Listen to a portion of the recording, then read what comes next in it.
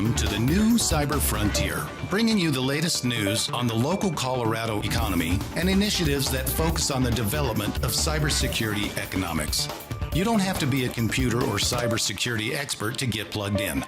Your host, Chris Gorog, brings it straightforward, asks the tough questions, and brings the cyber world to a level of understanding for everyone. Chris is personable and opens up with our guests on issues we all would like to see addressed. You can find us on the web at www.newcyberfrontier.com. Now join our host as he introduces the topic for today's new Cyber Frontier. I have with me today Mike Semmens, who is well known locally here as an all-around good guy. He is the CEO of Imprimis and the chairman of the board of the Western Cyber Exchange. Now Mike's going to tell us about that and what that is. And I hope to hear that because I don't have a good understanding of it either. So Mike, welcome today. Well, thank you. Glad to be here. All right. So Mike, give us your background. Tell the listeners, what you do. We're talking about cybersecurity. You're very much in the trenches here. So give us the background of what you do, how you got there, how you got that all-around good guy title. Just kidding. But You're not gonna let that one go. No, we're gonna go with that one. But anyway, give us your background, Mike. Okay, I grew up mostly in Colorado. My dad's family goes back in Colorado to the gold rush era and that sort of thing. And so, but he was in the Army and moved around the world in my early years, and we settled here. And I went through school through Colorado State University in the engineering curriculum. Then took off and went to the East Coast to work for a company called BDM International, and in Virginia. And I was with them 21 years, as it turned out. I started while I was in graduate school, looking for a way to pay for graduate school, and ended up working there 21 years. BDM was a government contractor. Initially, as I grew in the company, my job became one of diversifying the business, and I took BDM from 100% DoD contractor to contracting in the energy area. We were leaders in alternative energy. We led the way in state and local government, IT business, outsourcing, and we did a lot of work in manufacturing. We'll be right back with the rest of today's show right after these brief messages from our sponsors. Cyber Resilience Institute helps build strong cyber communities designed to prevent members from attack. Like building a neighborhood watch, it takes coordination and a sharing community to protect our identities and valuables in the virtual world. Typically, we hear that organizations know they need to do something to protect their cyber assets, but don't know where to begin. Let Cyber Resilience Institute help your community create an action plan. Cyber Resilience Institute will build your community or business marketplace so that it is designed to support a collective cyber defense. Contact them for more information at cyberresilienceinstitute.org. 4 or 5 years ago, we started looking at this enabling technology, and we're very concerned about cybersecurity because the enabling technology was taking manufacturing to a whole new era. Energy, the smart grid had great promise, and so forth and so on. And it became very obvious that none of it would happen if we could not secure the networks that these new technologies were happening on. And so we first set up a division called the Center for Information Age Transformation. And we intended that to be kind of thought leaderships coming together. I'm trying to put that acronym. CIAT is what we call it. CIAT. We call it CIAT. The CIAT, okay. And it was kind of like, let's get organized. Let's get the thought leaders together. What do we need to do here? And very quickly that evolved into Western Cyber Exchange, because the first thought that came out of these meetings is cybersecurity or cyber threats are asymmetric. And and you have to have intelligence and know what's coming at you to effectively counter an asymmetric threat. So is WCX a threat intelligence sharing platform? It is a cyber threat information sharing platform. Okay. That's what we are today. And that's how we got there. We realized this needs to happen. People need to have real-time awareness of what threats were coming at them. And that's where we call it the exchange. We needed a place. So are you connected with like the Styx, Taxi, Cyblocks? You have a platform that... We are in many ways, yes. WCX has now become an official information sharing and analysis organization called an ISAO. Okay. And we have a CRADA, a Cooperative Research and Development Agreement with the Department of Homeland Security. What does that mean? I've heard and actually read an article about your agreement, and I'm not exactly sure what that does for either Homeland Security or WCX, and what information is shared. Under the executive order, I'll forget the number, so I won't try to say it, but there's been a number of executive orders that have come out, and a number of PPDs. PPD 21 called for securing the critical infrastructure. And that's the presidential directive, right?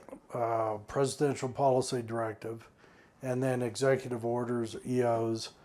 And they call for the Department of Homeland Security to figure out how to share information in regarding cyber threats. And it's not easy. DHS has been working at it a while. We've been working at it 4 years, and we're now starting to make significant progress. We receive alerts. We go on to their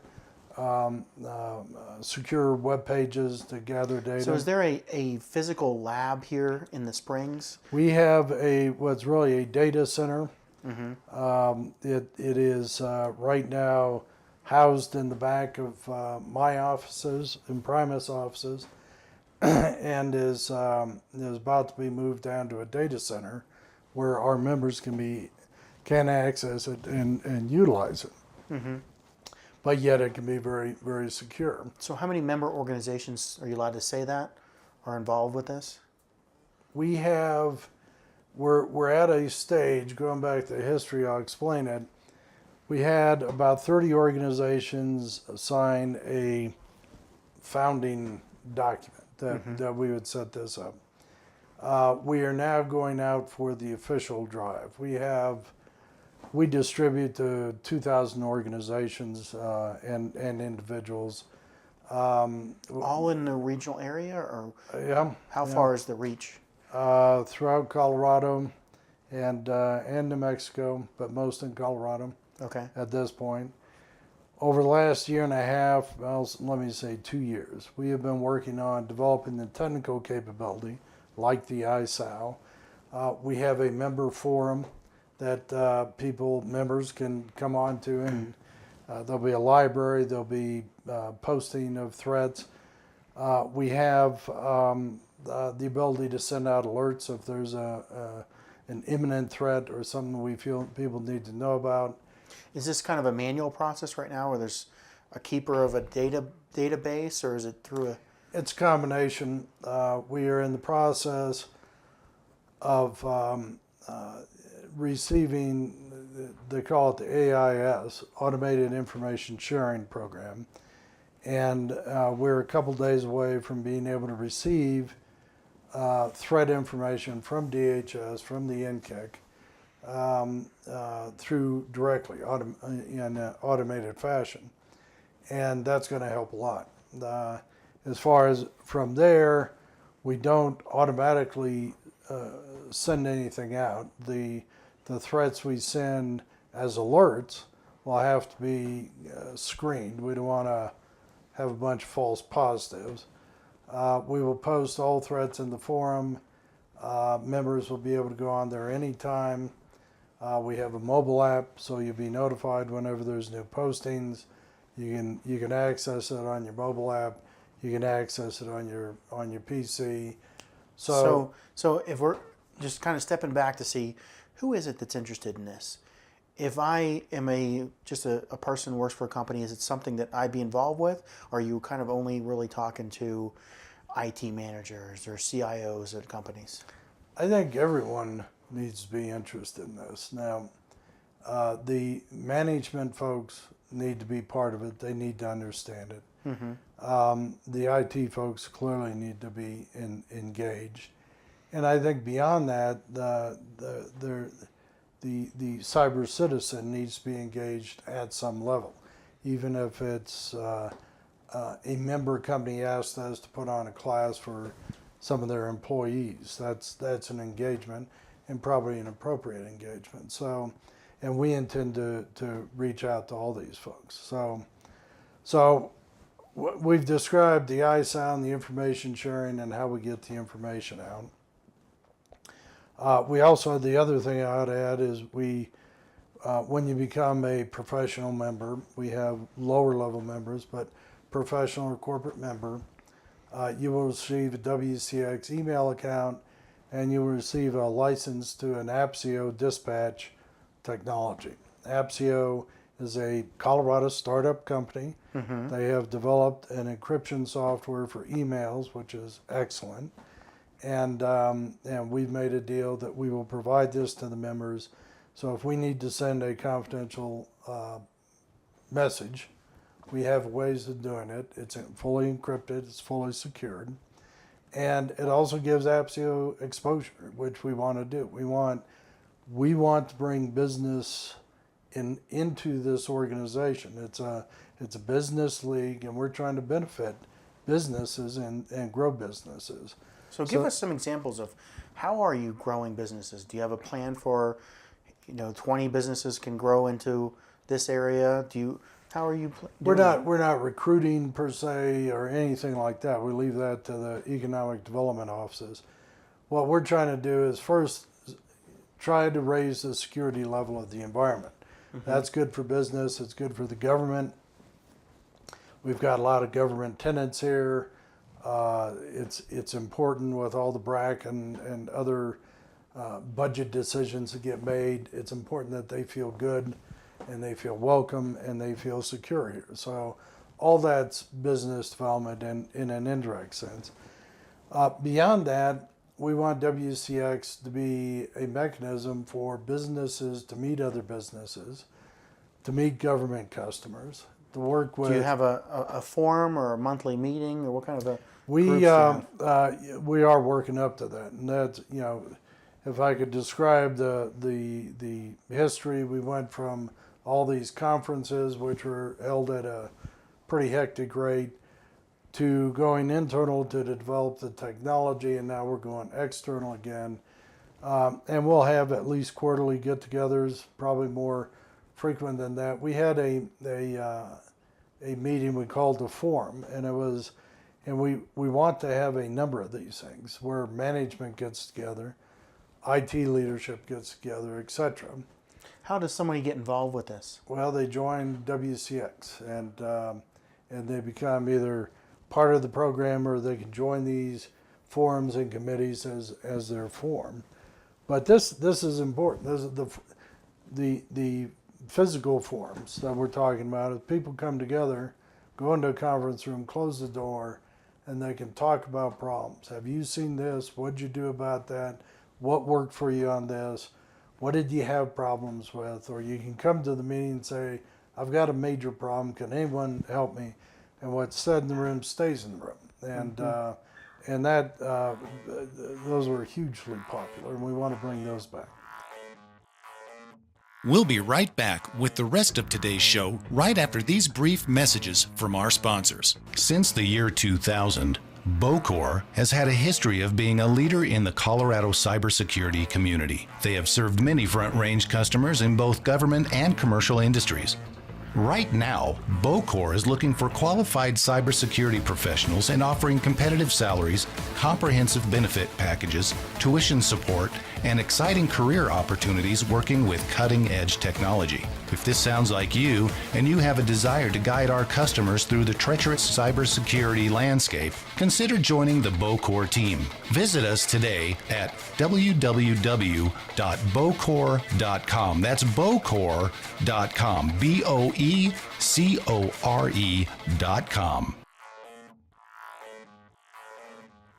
Cyber Resilience Institute helps build strong cyber communities designed to prevent members from attack. Like building a neighborhood watch, it takes coordination and a sharing community to protect our identities and valuables in the virtual world. Typically, we hear that organizations know they need to do something to protect their cyber assets, but don't know where to begin. Let Cyber Resilience Institute help your community create an action plan. Cyber Resilience Institute will build your community or business marketplace so that it is designed to support a collective cyber defense. Contact them for more information at cyberresilienceinstitute.org. So I've been on a lot of these international standards groups where people get together to talk, and there's a lot of interest in the topic of cybersecurity, and it draws great crowds. But then what? What's down the road? Is there a return on investment? What are people getting? What are they going towards? What's the ultimate objective here that makes this either an industry, an ecosystem that supports itself, that has funds itself?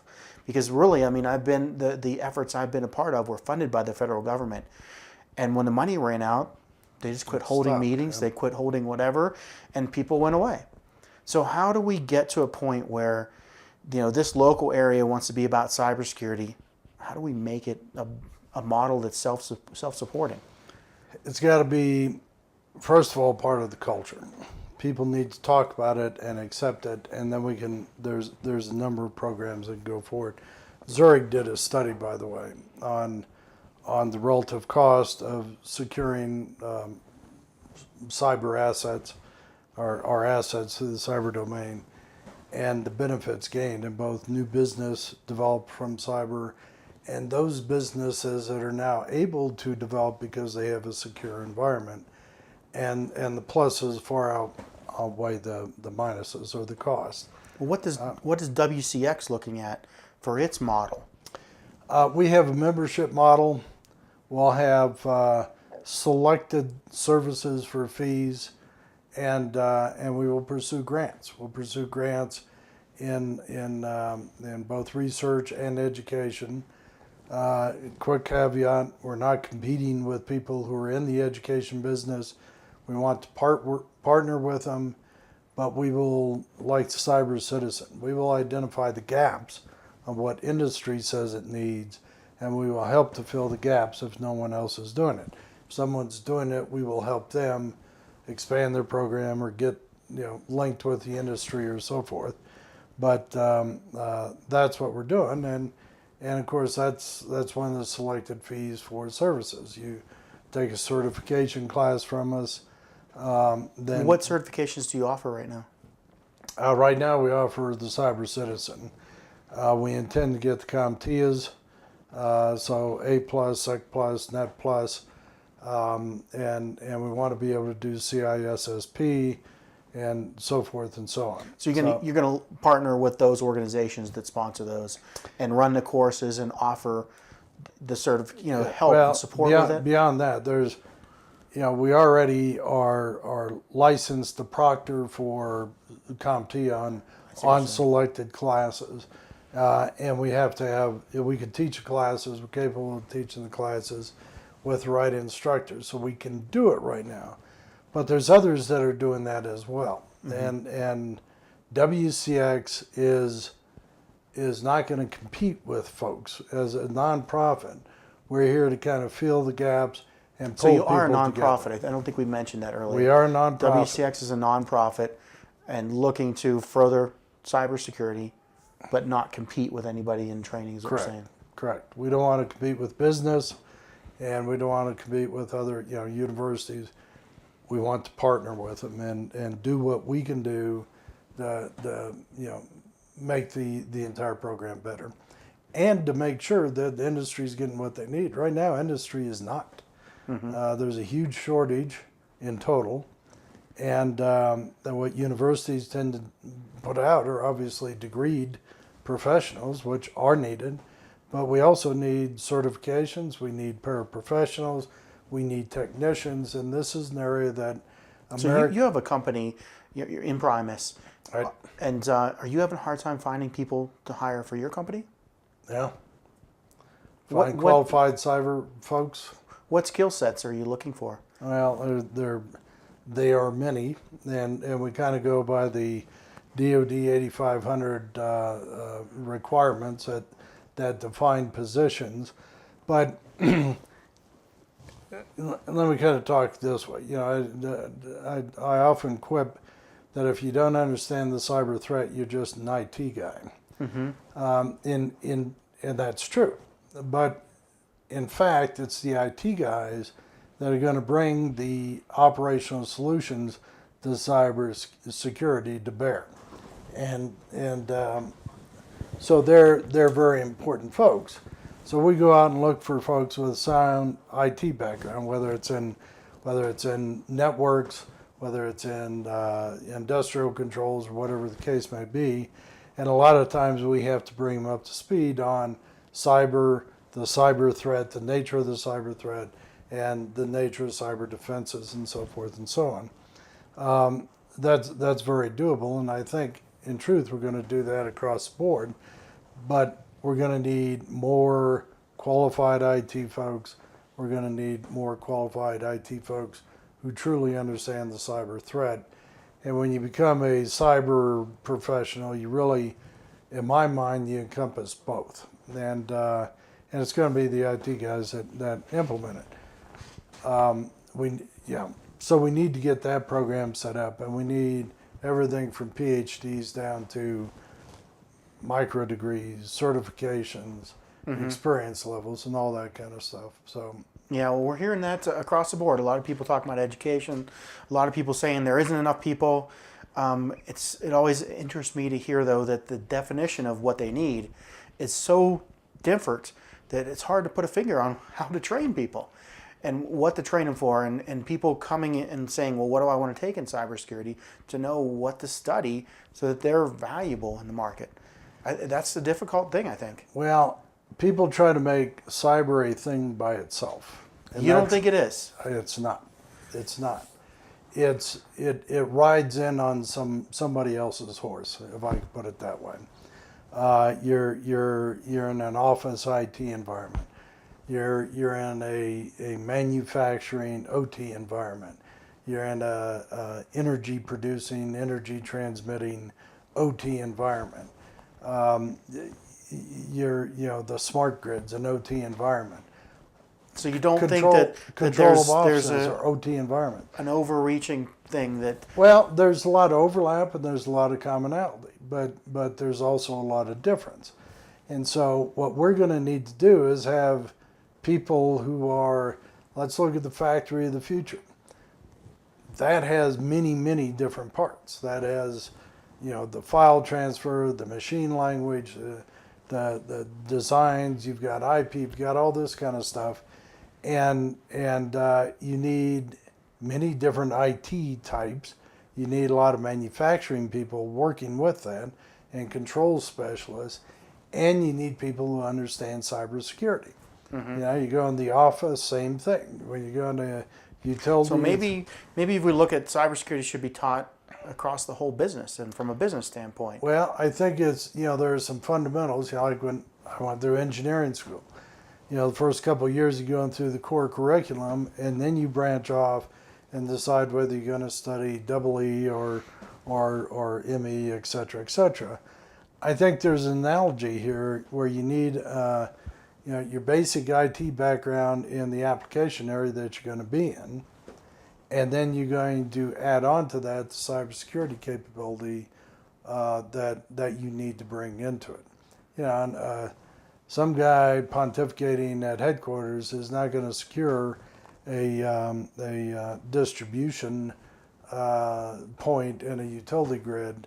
They don't know anything about it, and so it's going to have to be people who build them, who use them, who run them, who understand the security, and that's where we have to take it. There's cybersecurity is in everything. It's in a hospital. It's in a retirement home. It's, there was one guy that people were saying, why do we care about industrial controllers? We're sitting in an office. He went out, it was a large office in Washington, D.C. He came back and he said, the number of industrial controllers running this building is 50,000. And people have no clue. And every one of those is an access point. Has to be considered a vulnerability for cybersecurity. So cybersecurity is something that rides on anything that uses IT. Whether you have drones, whether you have unmanned aerial vehicles, satellites, you've got an IT network running to these guys, every one of them, and you're going to have to secure them. Yeah. And so cybersecurity goes wherever digits go. Well, I like your analogy. I guess we could go on forever about all the places cyber is. But one thing I kind of want to leave you with, last question here. If we're looking at the local Colorado Springs effort and you're familiar with everything going on here, what recommendations would you give to, one, the people that are leading this effort, and then two, people to get involved with it? I've made a number of recommendations from personnel to be involved to organization and so forth and so on. And right now it's difficult to say because they're in a planning process and not much is known about them. But I'll share this. At one of the early meetings, I made the point. This is an opportunity for Colorado Springs, who has suffered historically from silos, from people not cooperating a lot of diversified interest, which is not constructive in my mind. But this is an opportunity to bring people together and to integrate them. And there's a lot of small businesses, and small businesses don't bring the big budgets that big businesses do, but they bring a lot of ideas. And more importantly, they bring the future growth, which Colorado Springs wants. This needs to be an inclusive process. It needs to integrate the folks who have been doing efforts. There's a lot of cybersecurity in Colorado already. Mm-hmm. In the Boulder, Denver area, Optiv is $1.5 billion. Logarithm is a very successful company. We've got a number of companies, my company, Ed Rios and CSOC, Jeff Beaupre and Colorado Networks, Route 9B. There's a number of small companies here that have been working this for years, not the weeks that the governor's been in planning, but years, and they need to be included, and others need to be invited in. We need a big tent. Needs to be organized, but I hope this is the new effort that successfully integrates Colorado Springs within Colorado Springs and integrates it with the rest of the state. If it doesn't do that, then I fear it'll be short-lived, and I hope it's hugely successful. But if it just ends up going to a couple big firms or a couple this or that, and it's not inclusive, and it's a perception of the small businesses that are important, then we will have really wasted an opportunity. Okay, so now out to people to get involved. What should people get involved with? Well, we need a construct. We need a construct to be made public, and that construct needs to have a clear path. How do they get involved? What is the center? What are the programs? What are the educational programs? What can they do for small businesses? If they're not talking to small businesses on what they need or what they would like to have, they're obviously not going to have those. But what small businesses need usually are access, ways of partnering, programs to get involved with, things to kind of bolster the company as it's trying to get its technology out, And then when the technology is ready for prime time, being able to network in a meaningful way that they can reach the market, that they can reach finance support people, whether it be angels or VC or otherwise. Organizing grants from the government for research and development, for economic development. These are all programs that will be important to businesses, and maybe the single most important thing is to recognize them for what they've done and what they're achieving, and how they are contributing, or at least trying to contribute, to the future of Colorado. And it's that is the kind of thing, and that doesn't rule out the big guy. It doesn't rule out the government, but all the cyber programs I know of today go from government entity to government entity. Industry needs to get involved, and here's an opportunity to do it. It hadn't happened anywhere else, and that's my hope hope and dream that happens here. Well, it's good to hear from you, Mike, and I appreciate all your input, and I hope that we get to that point, because I'd like to see Colorado grow as well and bring in all those things together. But thanks a lot for joining today. Thanks for having me, Chris. Sure. Have a great day.